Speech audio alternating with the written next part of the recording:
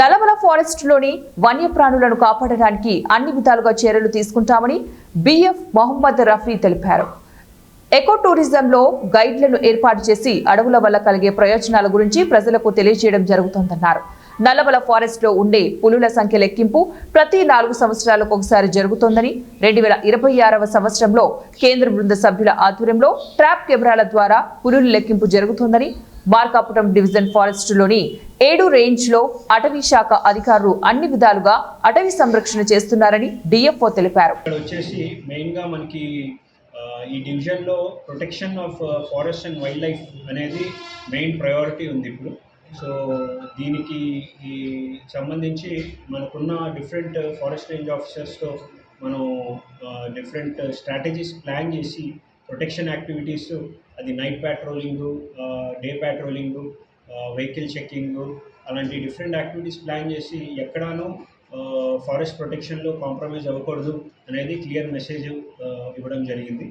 అలాగే మనకి eco tourism is also an important aspect అండి.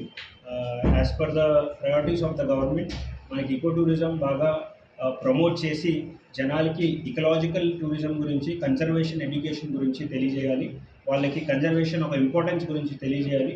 ఈ బ్యూటీ ఆఫ్ నల్లమల్ల ఫారెస్ట్స్ అనేది అందరి వరకు తీసుకెళ్ళాలి అనే ఉద్దేశంతో మేము పనిచేస్తాము.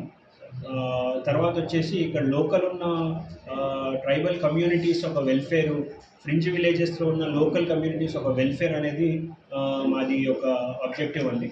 ఇందులో వాళ్ళకి ఈ any kind of human wild life conflict ఉంటే దానికి మేము ప్రిపేర్డ్గా ఉండి ఇమీడియట్గా ఎనీ రెస్క్యూ ఆపరేషన్స్ చేసి హెల్ప్ చేయాలి. అలాగే ఎనీ కైండ్ ఆఫ్ కంపెన్సేషన్, అది క్రాప్ డ్యామేజ్ అయినా, క్యాటిల్ కిల్స్ అయినా అలాంటి వాటిలో చేయాలి అనేది మేము చాలా క్లియర్గా ఉన్నాము.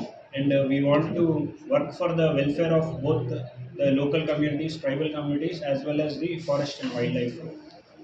మూడోది వచ్చేసి ఈ year after 4 years we have all India tiger estimation. Every 4 years ఒకసారి ఎన్టీసీఐ డైరెక్షన్స్ ప్రకారం ఆల్ ఇండియా లెవెల్లో చేస్తాం ఇది. సో